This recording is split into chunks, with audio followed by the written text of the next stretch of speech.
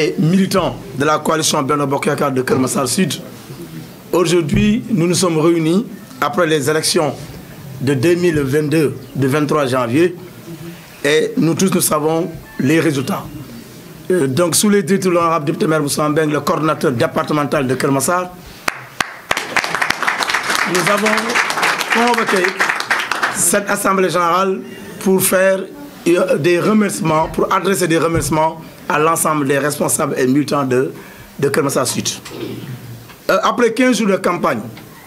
nous avons vraiment fait les élections le dimanche passé. Et je tiens à remercier le président de la République, son Excellence, M. Macky Sall. Le remercier par rapport à son choix, sur proposition de l'honorable député maire Moussa Mbeng, que je remercie au passage, qui a fait que j'ai dirigé la liste de Benno Bokk Yakaar de Keur Massar Sud, à laquelle vous avez également participé d'une manière formidable. Donc, malgré les résultats que nous avons eus, liés à pas mal de divergences au sein des listes parallèles, je tiens à vous dire que nous avons occupé la 4e position, mais nous n'avons pas démérité. Pourquoi nous n'avons pas démérité? On a à Keur Massar Sud 13 listes parallèles, si on les prend une à une. 13 listes parallèles, c'était vraiment difficile pour pouvoir s'en sortir. Et malgré tout, nous avons pu décrocher une place de 4e position et que nous avons eu suivant vraiment un combat de titans. Ces listes, quand j'ai fait le décompte de ces listes, si ces gens-là avaient respecté la discipline de parti, on allait tripler le nombre de voix que le vainqueur a eu. Ceci donc nous permet de dire, de lancer un appel à ces apéristes, ces responsables, à qui nous n'avons pas fait la même liste. Nous leur demandons de rejoindre la coalition Benno Bokk Yakaar.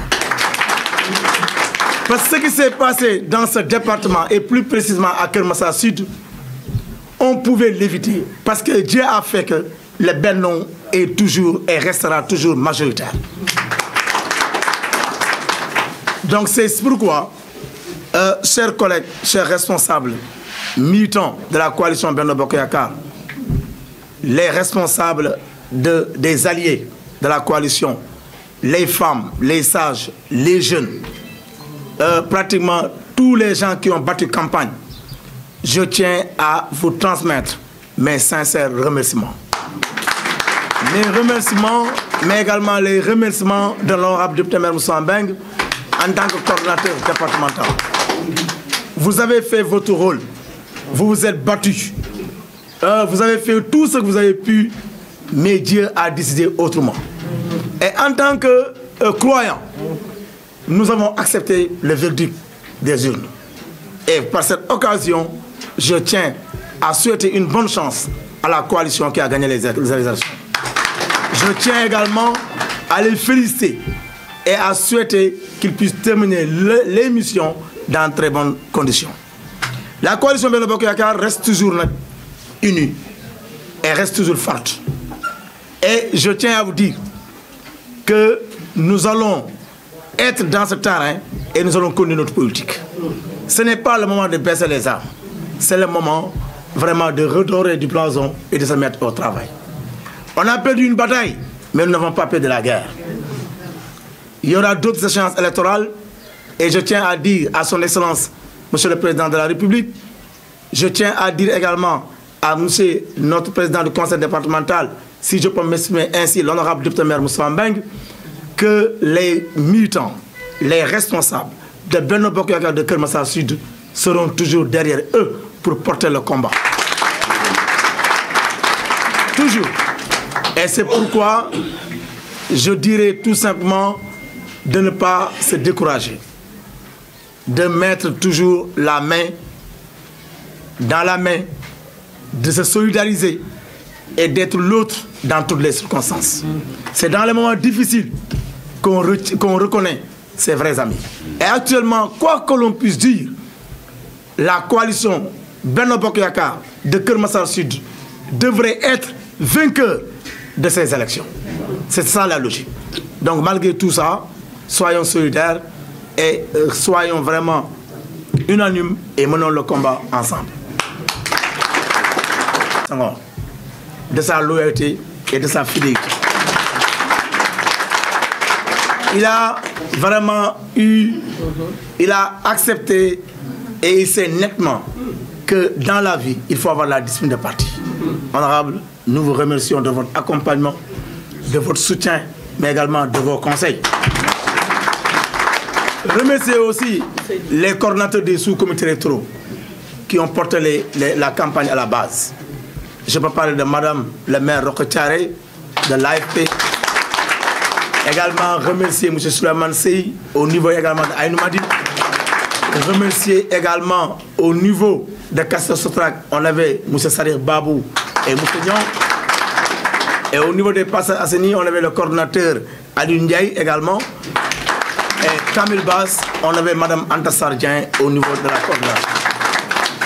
Mais je vais remercier les femmes aussi, à travers Mme la présidente des femmes, Mme Diaombe Sissé. Également toutes les présidentes des femmes qui ont concouru à ce combat au niveau de Aladji Paté, Mme Fatfaye Sow. Au niveau de Kamil Bass, on a Mme Mao Djemé. Au niveau des Passes Asseni, on a Mme Ramatoulaye Mbaye. Et également au niveau des jeunes, on peut remercier également le coordinateur communal et départemental, M. Amerka. Remercier aussi M. Cheikh Tidiane Ndong et tous les volontaires de campagne, M. Dembadja, au passage, qui ont mené un travail de titan, mais également remercier les responsables du manière générale, Mme Sonadia, Mme Ourissou, Mme Mamkari Fall, Mère Néné, Mme Djadjabakan, la trésorière, Mme Nassera Fall, également, et aussi remercier les mouvements de soutien qui nous ont accompagnés à travers les dames. Et là, je peux citer les femmes battantes à travers Mme Ndeye qui a vraiment soutenu, et aussi le mouvement de l'Odjigen à travers Mme Ben Dissot, qui également a mené un travail sans oublier le chef de protocole, M. Ibrahim Sissé, et aussi remercier le directeur de campagne avec le mouvement 4D, M. Moussa Mbeng Junior, et M. Motine, les tigresses par le biais de bébés, tous ces gens, tout ce beau monde, vraiment, qui nous ont aidés, sans oublier l'organisateur M. Demba Diao, qui a fait un travail important, les mobilisateurs Rawan Gay, et également sans oublier aussi M. Ousseni Diouf, qui nous a rejoints et qui a fait un travail vraiment exorbitant, et le mandataire aussi M. Amadou Diop, qui a siégé au niveau du tribunal de Malika, nous le remercions en passage, sans oublier l'ARCC au niveau des programmes, Dior Megrey, et j'en passe, je pense que c'est tout le monde, toutes les femmes, les sages, doyen Siri Diop, hein, Mme Marem Sow, Mme Gilay, hein, Mme Djabate, Aminata Dabo, Djereba Ndiaye, toutes les dames qui ont contribué à ce combat, je leur dis merci. Et je leur dis tout simplement que le mot d'ordre, c'est de continuer le travail. Le mot d'ordre, c'est de ne pas se baisser les bras. Le mot d'ordre, c'est de croire que nous avons un leader. Et un grand leader, c'est honorable député maire Moussa Mbeng. Le département a besoin du pouvoir ou bien de la coalition pour pouvoir s'en sortir. Donc je pense que c'est ce que j'avais à dire. Et également saluer tous les investis de cette liste. Il y a Mme Philomène Faye, Mme Amissis et tout ce qui a été investi sur cette liste. C'est l'occasion de les remercier et de leur dire que nous avons eu 5 conseillers municipaux élus au niveau de la liste proportionnelle. Mais il est bon de les applaudir parce que quoi qu'il en soit, ces 5 conseillers vont nous représenter dignement dans cette nouvelle mairie de Keur Massar Sud. Et ces 5 conseillers sont composés de l'honorable député maire Moussa Mbeng en tant que tête de liste proportionnelle, mais également suivi également de Mme Seyni Boundoy qui va siéger, suivi aussi de, comment dirais-je, il y a M. Mbaye Diop, délégué quartier, qui est passé conseiller, et il y a également Mme Anta Sall qui est également passée, et M. Ababakar Mbengour qui est également passé. Ce sont nos 5 conseillers qui vont nous représenter au niveau du conseil municipal. Et je pense que nous leur souhaitons une très bonne chance et ils vont porter vraiment ce combat de la coalition Benno Bokk Yakaar de Keur Massar Sud. Donc je remercie tous les amis, tous ceux qui ont contribué, Amadou Diabaté, les jeunes, tous ceux qui ont contribué à ce combat. c'est le moment de leur dire merci. Mais je vais remercier également les jeunes avec la marche marron, les volontaires de campagne. Ces jeunes, vraiment, et ces dames qui ont fait le travail ensemble, qui durant toute la campagne n'ont jamais dit non, et remercier la communication, le service de la communication, à travers Fatkine Biaye, à travers, comment dirais-je, à travers également Mohamed, à travers aussi Awa, à travers aussi tous les jeunes de la cellule qui ont fait un travail de temps, les jeunes Hassan Diop, mais aussi sans oublier également notre jeune frère, bon je dis jeune frère, mais je dis notre fils Talla Mbengue qui a fait tous les directs de la campagne. C'est l'occasion de saluer également et Serigne Bamba Mbengue parce que mon et vraiment saluer tous nos, parce que tous nos enfants étaient dans les rues. Hein. Également, je vais vraiment, il y a Kiné, c'est des filles et des jeunes qui ont battu campagne normalement et je pense que ça veut dire que nous n'avons rien perdu. Khaïta Djane au niveau de... Et aussi saluer les mandataires des centres. Amadou Lamine Mbengue du sous-comité Castor Sotra que nous saluons, que nous remercions en tant que mandataire. Également Ibrahim Sey qui était au Dar Salam, Soradia Amdalaï et aussi Kamil Bass, on avait Aliou Cissé. Et au niveau de Taoufer, on avait Ablaï Si, sans oublier Pape Moussa au niveau de Aïnou Madi, on leur dit merci. Voilà,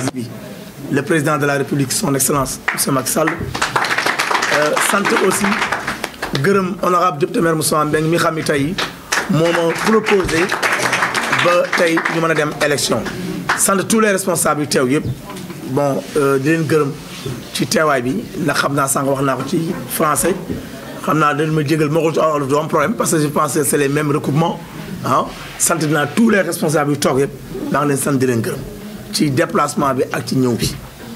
Di leen xamal nag tey li tax ñu wootee dañuy woote nag assemblée générale pour sant pour gërëm li tax ñu war a woote assemblée générale pour sant gërëm danoo def fukki fan ak juróom de campagne dem élection yàlla def ndam li dem feneen mais lu munti nekk dana nangu ni ñun. dañoo jàkkaarloo nag fukki liste ñett yoo xam ne ay liste parallèle la c'est-à-dire liste yoo xam ne la ñoom ci ñun lañ bokk mais dañoo dem def seen liste bopp mu nekk liggéey bu metti mais yàlla mu teewul fexe nañ aussi ba li ñuy wax peut-être suñuy opposition wala ñuy wax tamit tey xeeboon nañu wan nañ leen ba léegi Benno Bokk Yaakaar mi ngi dudd loolu moo tax place boobu ñu jël muy ñeenteelu place bi lu ñuy ndamoo la ndax conditions yi ñu demee élection ñun xam nañu ko ndax li am ci liste parallèle Kër Massar Sud amul ci benn gox yëpp liste parallèle bariwul foofu noonu mais teewul nag taxaw nañu góorgóorlu ba yàlla mën a def ñoom li ñu am nag ñu ngi koy sant ñëpp di ko sant suñu borom ki xam ne mooy joxe te ku mu jox nga am ku mu joxul nga muñ ñu ngi koy sant di ko nangul li xam ne def na ko di wax rek ni liggéey bi day continuer dañ koy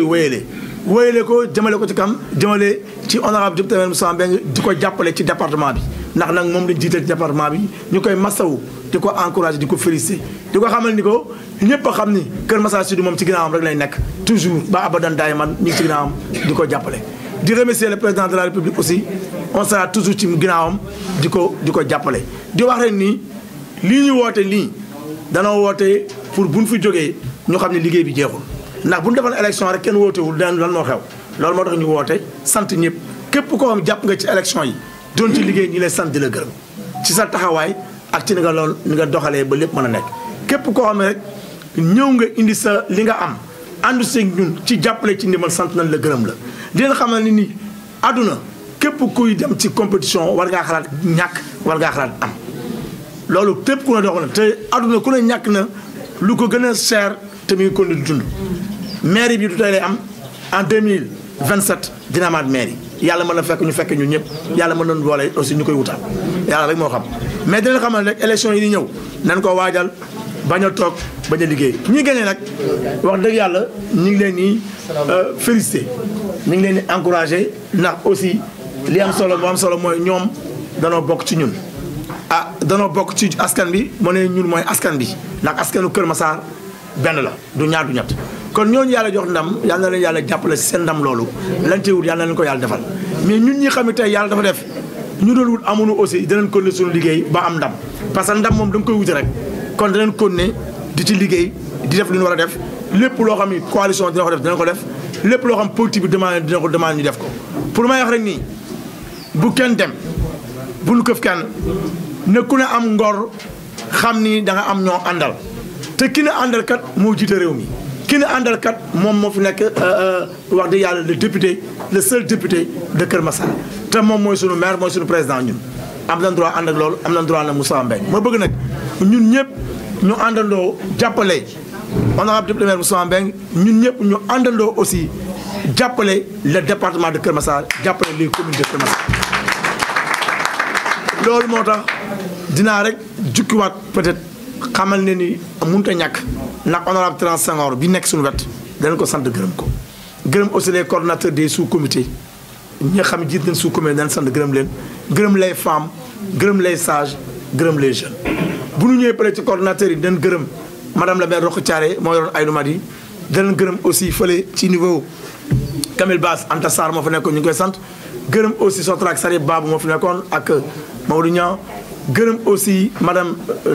Djeneba Kane trésorière communale ñu ngi koy sant gërëm ak ñoom Nasara ñëpp ñu ngi leen gërëm ci famille ñu gërëm madame la présidente des femmes madame Diama Mbaye gërëm les jeunes à travers Américaine Cheikh Tidiane Ndong les Demba Diagne ñëpp ñu ngi leen gërëm les sages doyen Sidi Diop ñu sant ko gërëm ko ak góorgóorlu ñu leen sant gërëm les cadres Ababacar Mbengue Ngor ñu lay sant di la gërëm yow vraiment suñu fierté nga bokk suñu Kër Massar Sud waaw